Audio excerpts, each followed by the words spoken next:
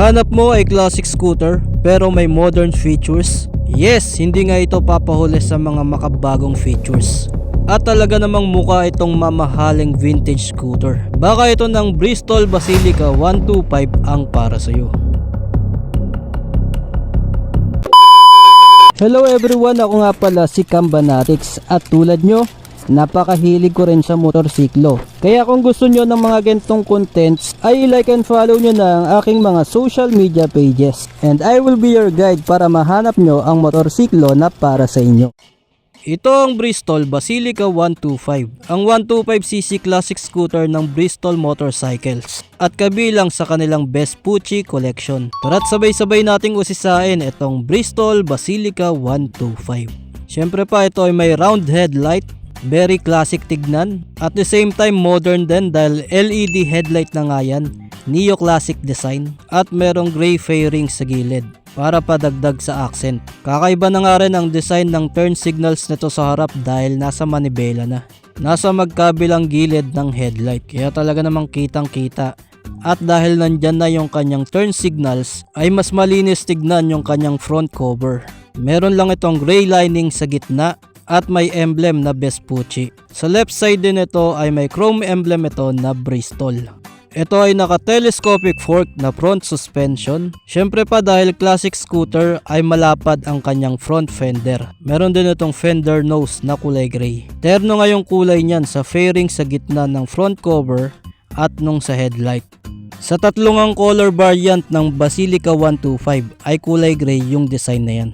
Dito pa lang sa look sa harapan talagang mamahalin na tignan itong Basilica 125. Very classic din tignan ang mga mugs nito. Naka-chrome design nga yan. Ito ay naka-tubeless tires sa front and rear tire. At parehas may sukat na 120/70 by 12. Front disc brake at rear drum brake.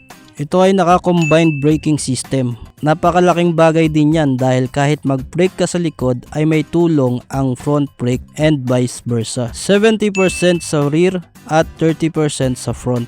Ito rin ay naka-fully digital dashboard at kompleto na nga yan sa information.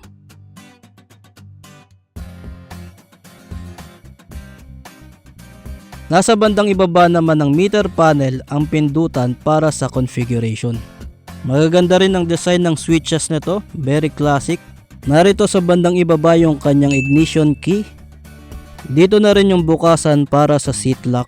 Sa gitna ay meron itong utility hook, sabitan ng mga pinamili. Meron din itong USB port para sa device charging. Wala lang itong utility packet. Malawak ang space sa legroom. Kung titignan sa gilid yung design ng kanyang front cover ay napaka-slick ng design. Meron din itong mga strips na rubber mat na talaga namang nagpadagdag sa ganda ng design nitong Basilica 125. Sa gitna ay naroon yung lagayan ng kanyang battery. Meron din itong kill switch sa side stand. Ito naman yung side view ng kanyang body. Pahaba yung design ng puwetan nitong Basilica 125. Mukha talagang mamahaling vintage scooter. Napakalambot ng seat. Maganda rin ang design, naka-pseudo stitch ka yan. Kulay brown ang seat sa white variant at kulay black naman sa gray and black variant. Meron na nga rin itong built-in na stainless rear rack. Bagay na bagay yan lagyan ng leather bag. Syempre pa chrome din ang design ng heat guard nito.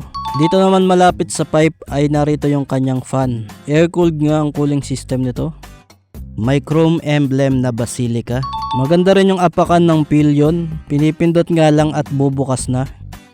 Flat lang yung design ng kanyang taillight. Kung titignan sa side view ay parang halos part lang siya ng fairings. LED na yan syempre. At LED rin yung kanyang rear turn signals. Napa-strip din ang design. Naka-monoshock ang rear suspension nito. At sa rear fender nito ay meron itong plate light at magkabilaan ng mga reflectors para sa added visibility kapag gabi. Chrome din ang side mirrors nito, dahon type. Kapag binuksan naman yung seat ay narito yung kanyang underseat compartment. Kasya na dyan ang half-face helmet. Narito rin yung kanyang fuel tank. Meron itong fuel tank capacity na 6.6 liters. At may average fuel consumption na 50 km per liter. Sobrang tipid. Narito naman ang iba pang specs nitong Bristol Basilica 125.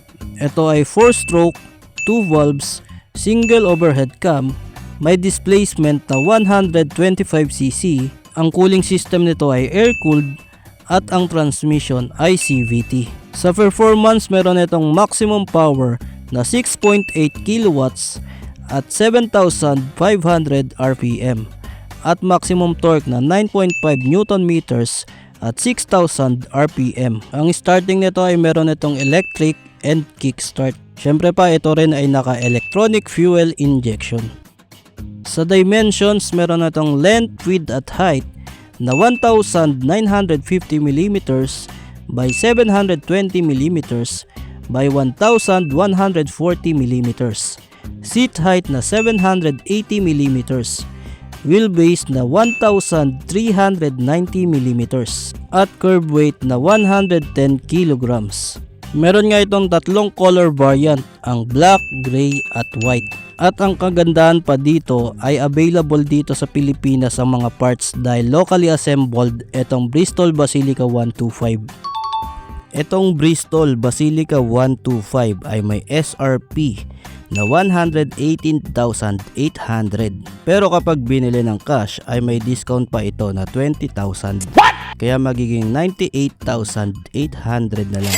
At available sa lahat ng Bristol Motorcycles branches and authorized dealers nationwide. Kaya kung classic scooter ang hanap nyo, eto ng napaka-eleganteng Bristol Basilica 125 ang bilhin nyo. Anong masasabi nyo dito sa Basilica 125? Share nyo yung thoughts nyo sa comment section. Huwag nyo na rin kalimutang i-like and share itong video. Maraming salamat sa inyong panonood at kita-kits ulit tayo sa mga susunod ko pa na videos.